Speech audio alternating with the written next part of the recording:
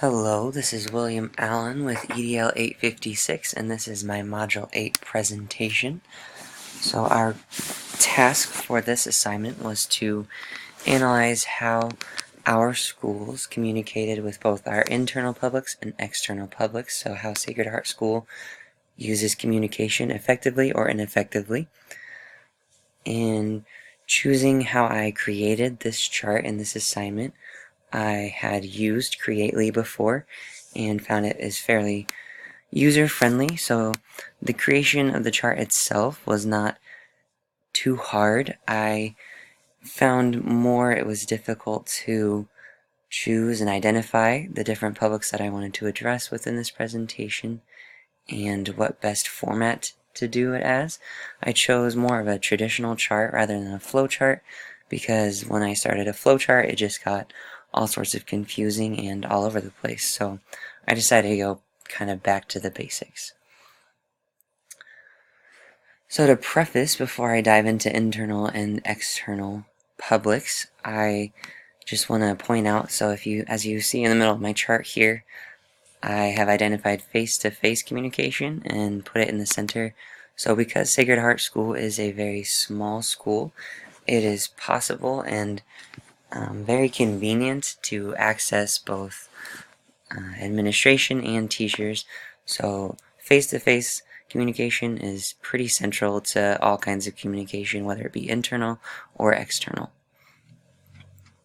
So diving into internal, I was first starting with administration. So our administration and how they communicate within the school, I would say the vast majority of our information comes from our staff meetings where they provide an agenda, and that is where we are able to share our thoughts and ideas and where we are updated on what's going on day to day, what needs to change, things like that. Other forms that they use are email. They can communicate out to teachers and support staff, as well as school council if necessary, if it's pertinent information, and a text and a phone call is not uncommon from our principal this year for sure as well. Moving on into our teachers and support staff, we have been highly encouraged this year to use our website to communicate out to the external publics within the school. Again, like I said, this is an area that is very much face-to-face communication. There's only one grade level teacher and only a few other support staff, so only one teacher per grade level, and minimal support staff, so it's pretty easy to catch up with someone one-on-one to communicate.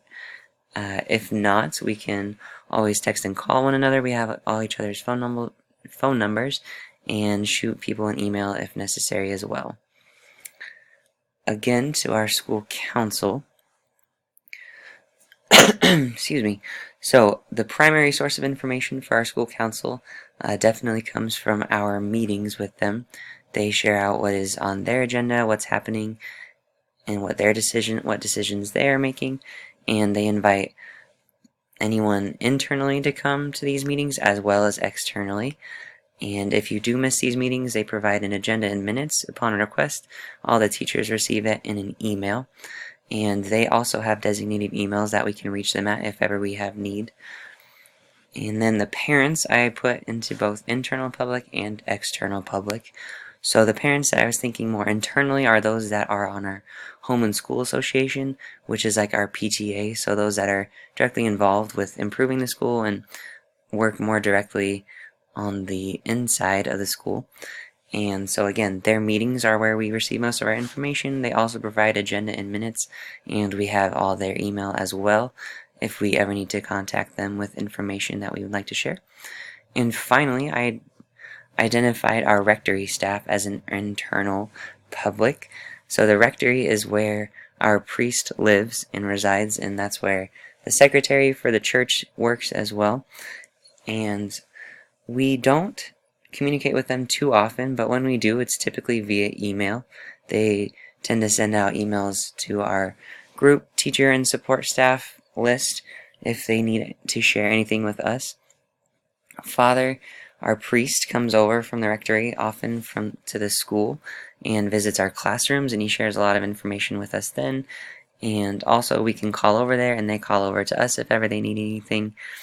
So internally, I would say our strengths reside in our small size, so it's pretty easy to communicate personally with one another. And I would say our weaknesses this year have been clear communication. So oftentimes if we receive emails, they're not clear as to what's expected, and confusion can occur.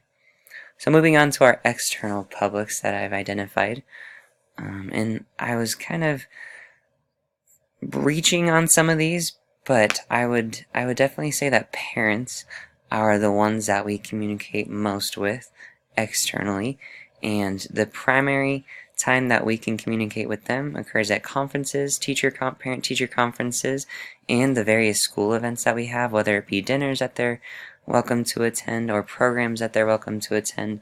That's where we see a lot of them face to face. And like I said before, we're so small that we're pretty accessible, so it's pretty easy to schedule a conference with them face to face if we need to, outside of parent-teacher conferences. We also use social media and our mail system. So social media, we have a Facebook page. I also included our school website under social media. We have quite a bit of traffic to that this year as well.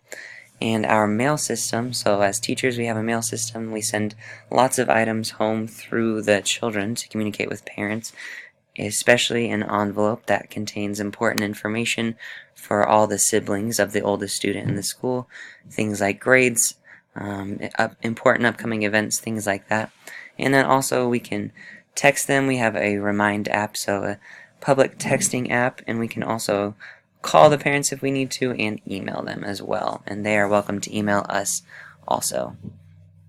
Moving on to our parishioners, so because we are a private school, we're funded by the church and through donors, so when we need to communicate to those particular people, we use the church bulletin most often. So anything that's important that involves the school and the church, or members from our church community, we put it in the bulletin where we have a lot of readers. And we also make announcements at Mass if the need arises, just during the Mass services at different ones, just to update them and inform them when things are happening. And then also through various service projects, we get together with different community members, whether it be the elderly, for anointing of the sick, and different service projects that we see throughout the year. Moving on to other schools, especially Colby Public Schools, where we have all of our services provided. Because we're private, we receive all our special education services and speech services, things like that, through the public school. So a lot of paperwork gets shuffled back and forth, usually via email. We also can set up meetings with them, like IEP meetings, things like that, and we can text and call. We definitely have numbers for those schools as well, and not just Colby Public Schools. When we need to coordinate with other schools on things like the county spelling bee, other things like that, we typically use email or phone calls to get that set up. Then next, I identified field trip locations as kind of a public that we communicate with on a fairly frequent basis, whether it be the museum. We have annual field trips and contests and things like that that we participate in. Usually those come via email to our principal, who shares them out with the teachers and other support staff that it involves.